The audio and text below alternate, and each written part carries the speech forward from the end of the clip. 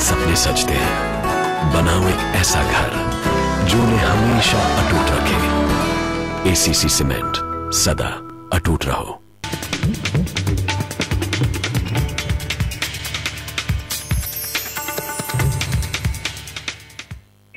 Okay okay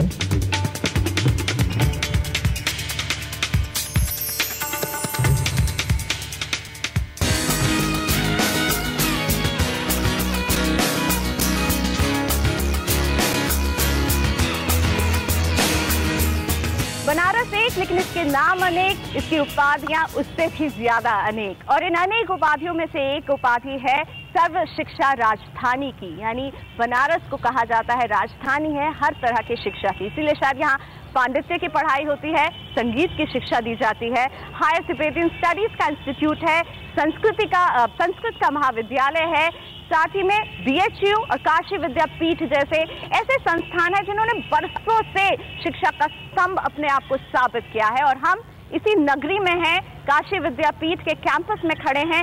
छात्र तो हैं ही हमारे साथ, पर क्या बनारस अपने आप को एक उभरते हुए एजुकेशनल हब की तरह पेश कर पा रहा है? क्या अपने आप को साबित कर पा रहा है कि वो है एक एजुकेशन के नाम पर ब्रांड, ऐसा ब्रांड कि यहाँ पर शिक्षा पाकर स्टूडेंट कहीं भी जाएगा तो उसे पहचाना जाएगा कि वो बनारस से आ रहा है? ये हो पा रहा है या नहीं, इसी पर बात करेंगे। और इस पर बात करने के लिए मेरे साथ बहुत खास मेहमान भी हैं।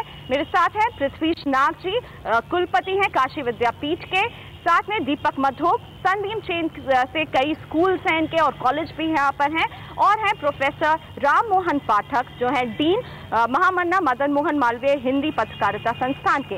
इन खास मेहमानों से तो बात करेंगे, लेकिन उससे पहले हम छात्रों के बीच में हैं, इनकी बात सुनेंगे। फिर लगा कि यही सामने लानी चाहिए। मेरे साथ ज्योति हैं, यहाँ पर फाइन आर्ट फैकल्टी में पढ़ती हैं, लेकिन आगे की पढ़ाई करने के लिए बनारस से बाहर जाना चाहती, बनारस में नहीं रहना चाहती। क्यों, इनसे ही जानते हैं। मैम, क्योंकि हमारे यहाँ लगता है कि ये उभरता हुआ शहर जरूर है एजुकेशन के मामले में, लेकिन अभी भी हमें सुविधाओं का अभाव है। यहाँ हमारी फैकल्टी बहुत छोटी सी है और पढ़ाई बहुत ज़्यादा होता है इसमें, और सारी सुविधाएं हमारे पास नहीं है, इसलिए हमें लगता है कि हमें बाहर जाके ज़्यादा अच्छा एजुकेशन मिलेगा। चलिए, सुविधाओं की कमी महसूस करती हैं ज्योति। प्रगति हैं, इनसे बात करते हैं। प्रगति, आपके मन में क्या सवाल है? आप भी संतुष्ट नहीं दिखते हैं। आप कह रही थी कि शायद मेरी पढ़ाई उस स्तर की नहीं हो पा रही है, क्या कहना है आपका? मैम, मेरा ये कहना है कि बनारस में जो स्टूडेंट्स हैं बहुत ही लेबोरियस हैं, पर उनको फैसिलिटी बहुत कम मिलती है। उनके मतलब जो भी उनको चाहिए पढ़ाई के लिए, जैसे हमारी फैकल्टीज है टेक्सटाइल मीन्स बच्चे बस जानते हैं फ्लावर्स, लीव्स बस, और टेक्सटाइल के बारे में उनको कुछ भी नॉलेज नहीं है। तो यहाँ पर जितने छात्र हैं, इनमें से आप लोगों को कितनों को लगता है कि आप अगर बनारस से जाएंगे तो आपको ज्यादा अच्छी शिक्षा मिलेगी? क्या आप हाथ उठा के मुझे एक आइडिया दे सकते हैं? बनारस से बाहर जाना शायद ज्यादा पसंद करेंगे, बनारस में नहीं पढ़ेंगे। नाग सर, आपके लिए सबसे पहला सवाल, आपने बनारस में ही पढ़ाई की, आप बाहर से आए बनारस में पढ़ने के लिए, आपने एक छात्र के नजरिए से देखा बनारस को, और अब आप एक ऐसे ओहदे पर हैं, कुलपति हैं, जहां आप शिक्षा से जुड़े बहुत अहम कदम उठा सकते हैं। तो तब में और अब में किस तरह का बदलाव दिख रहा है? ये बच्चे कह रहे हैं हम जाना चाहते हैं यहाँ से। पहले तो मैं कहना चाहूँगा कि बनारस यूज नगर के वाराणसी वर्ड यूज़ किया जाए। मुझे याद है 1966 में जब पहली बार मैं बनारस आया तो बनारस शहर में घुसते समय एक बोर्ड लगा था, इस शहर में इतने प्राइमरी स्कूल हैं, इतने सेकेंडरी स्कूल हैं, इतने कॉलेज हैं, यूनिवर्सिटीज़ हैं। तो पहला इम्प्रेशन जो था कि ये एजुकेशनल हब है। मैं 1966 की बात कर रहा हूँ। मैं 1966 के बाद बहुत कुछ डेवलपमेंट हुआ है और बहुत सी चीज़ें प्रोग्रेस करी हैं, लेकिन जो बच्चों का जो उनकी जो इश्यूज़ हैं, प्रोफेशनलिज्म कम है, प्रोफेशनल जो टच होता है वो कम है, इंफ्रास्ट्रक्चर की कमी है, और अपॉर्चुनिटीज़ की कमी है। ये तीनों जो कमियां हैं ये इनके करियर में कहीं ना कहीं आगे प्रॉब्लम क्रिएट करेंगी। क्या ये एक वजह है कि बनारस एक एजुकेशन ब्रांड के तौर पर नहीं उभर पा रहा है? एक कारण ये भी है, कारण तो कई हैं। जहाँ इन्वेस्टमेंट भी कम है एजुकेशन के ऊपर, खाली सरकारी इन्वेस्टमेंट है, प्राइवेट इन्वेस्टमेंट या गैर सरकारी इन्वेस्टमेंट बहुत कम है। यदि आप कहीं भी और किसी शहर में चले जाएं, शहर के अंदर, शहर के चारों तरफ आप देखेंगे इंजीनियरिंग कॉलेजेस हैं, मैनेजमेंट कॉलेजेस हैं और प्रोफेशनल कॉलेजेस हैं। उस तरह का इन्वेस्टमेंट यहाँ बहुत कम हुआ है, तो उस तरह की अपॉर्चुनिटीज भी बहुत कम है जी। यानी ढांचागत सुविधाओं की तो कमी है ही, पर इन्वेस्टमेंट की भी कमी है। दीपक मधोक है जो काफी इन्वेस्टमेंट कर रहे हैं। इनके बनारस और उसके आसपास कई प्राइवेट स्कूल हैं। अब एक कॉलेज भी काशी विद्यापीठ के एफिलिएशन से शुरू हो गया है। दीपक जी, आप एक निजी संस्थान से आकर के एजुकेशन के क्षेत्र में आपने तो खूब नाम कमा रहे हैं, आप इंस्टीट्यूट्स भी लेकर आ रहे हैं, पर उतनी सारी प्राइवेट नेम्स हमें बनारस में नजर नहीं आती। जैसे का इंजीनियरिंग कॉलेजेस, मैनेजमेंट कॉलेजेस की कमी महसूस हो रही है। देखिए, हिस्टोरिकली स्पीकिंग बनारस तो हब था ही, चाहे वो शंकराचार्य जी का ज़माना हो, चाहे ह्यूस्टन का ज़माना हो, बुद्ध जी का ज़माना हो, तो बनारस तो हिस्टोरिकली सर्व शिक्षा की राजधानी थी। जोग्राफिकली भी है, क्योंकि इसके चारों तरफ के जितने ज़िले हैं उनकी पॉपुलेशन, झारखंड, बिहार, जो लोग बनारस की तरफ, पटना से लेके कलकत्ता से इस तरफ, सारे लोग बनारस की तरफ देखते हैं शिक्षा के लिए और देखते आ रहे हैं 2000 सालों से। लेकिन हुआ क्या है कि इंफ्रास्ट्रक्चर की कमी, या इस शहर के इंफ्रास्ट्रक्चर की कमी भी अब हम कहेंगे, क्योंकि जैसे अब प्राइवेट इंस्टीट्यूशंस हैं, हमारे स्कूल्स हैं, उनमें इंफ्रास्ट्रक्चर अंदर तो बहुत अच्छा है, सारी फैसिलिटीज़ हैं, बच्चे पढ़ना चाहते हैं, कोई कमी नहीं है किसी भी तरह की हमारे बच्चों को हमारे प्राइवेट इंस्टीट्यूशंस के। फीस भले ही ज़्यादा हो, लेकिन मूलभूत ढांचागत सुविधाएं सभी प्राप्त हो उनको। लेकिन स्कूल के बाहर, कॉलेज के बाहर का इंफ्रास्ट्रक्चर इतना पुअर होता है कि बच्चे नोएडा जाना चाहते हैं। कुछ कॉलेजेस ऐसे हैं, स्कूल्स ऐसे हैं जिनकी मेट्रोज में जिनकी पढ़ाई उतनी अच्छी नहीं है, उनके बच्चे भी उतने अच्छे नहीं। हमारे बच्चे एम्बिशियस हैं, हमारे बच्चे लेबोरियस हैं, हमारे बच्चे सपना देखते हैं, मेट्रोज के बच्चों में किसी तरह से कम नहीं है। तो आपके उत्तर और सर के उत्तर का एक पॉइंट जो निकल कर आ रहा है वो अपॉर्चुनिटी की कमी है कहीं ना कहीं शहर में। प्रोफेसर पाठक हमारे साथ हैं।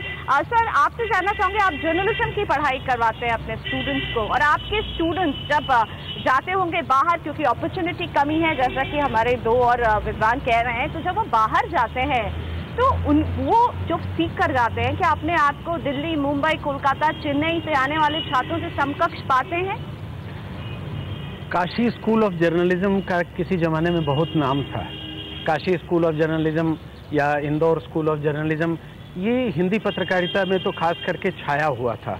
लेकिन पिछले करीब 30-40 सालों में जो ये प्राइवेटाइजेशन और बहुसंस्करणीय पत्र और बहुत सारे मल्टी चैनल इंफॉर्मेशन सिस्टम का विकास हुआ, या मीडिया का जो बहुआयामी विकास, मल्टी डायमेंशनल विकास हुआ, उसने एक चुनौती काशी स्कूल ऑफ जर्नलिज्म के सामने खड़ी की। टेक्नोलॉजी के क्षेत्र में हमारे इंस्टीट्यूट्स, हमारे विश्वविद्यालय, यहाँ के तमाम विश्वविद्यालय जो तीनों चारों हैं, तीनों में पढ़ाई होती है, लेकिन हमारे पास इंफ्रास्ट्रक्चर यानी टेक्नोलॉजिकल जो सपोर्ट है, टेक्नोलॉजी से जानकार बच्चे हम नहीं निकाल पा रहे हैं। इसका परिणाम ये हो रहा है कि देश भर में बच्चे जा रहे हैं, जॉब मिल रहा है, हम क्लेम करते हैं कि हमारे यहाँ के बनारस के गए हुए 68% बच्चे जॉब में हैं, लेकिन वो बड़े लोअर लेवल पर हैं उनकी। मैं आपको यहाँ लाना चाहूँगी, एक ग्लोरियस पास्ट रहा है, लेकिन अब भविष्य कैसा दिख रहा है? क्योंकि हम वो देख रहे हैं, आप सबको लग रहा है कहीं ना कहीं कमियां रह जा रही हैं, तो इस भविष्य को संवारने के लिए किस तरह के कदम आपको लगता है उठाने जरूरी हैं?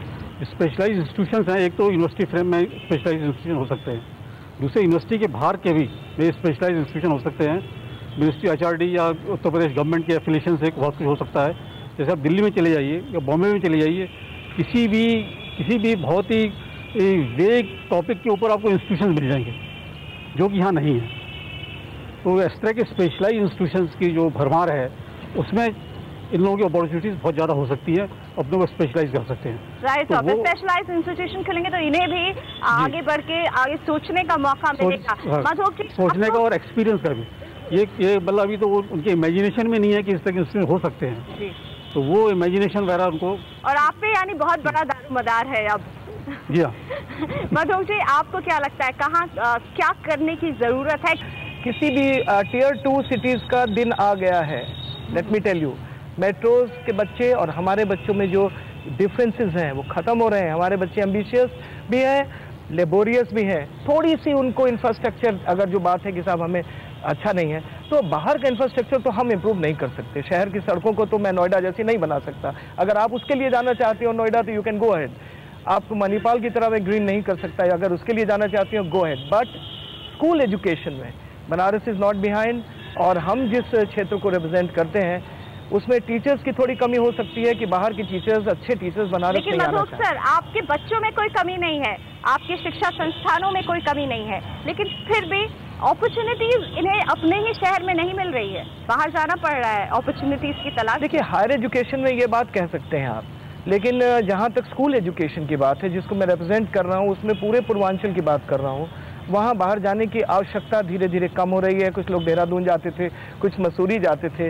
अब वो चीजें मैं जहाँ तक समझता हूँ बरकरार है, बिल्कुल बरकरार है, बहुत तेजी से बढ़ रहा है। चलिए, आप तीनों का बहुत शुक्रिया, साथ में शुक्रिया छात्रों का भी जो हमारे साथ आए इस चर्चा को सुनने के लिए। और प्रोफेसर पाठक की एक बात से एक आइडिया उभर कर आता है कि बनारस भी एजुकेशन के लिए एक जाना माना ब्रांड बन सकता है, लेकिन हाँ, प्राइवेट पब्लिक पार्टनरशिप की जरूरत इस क्षेत्र को भी है। यही है समय की मांग भी।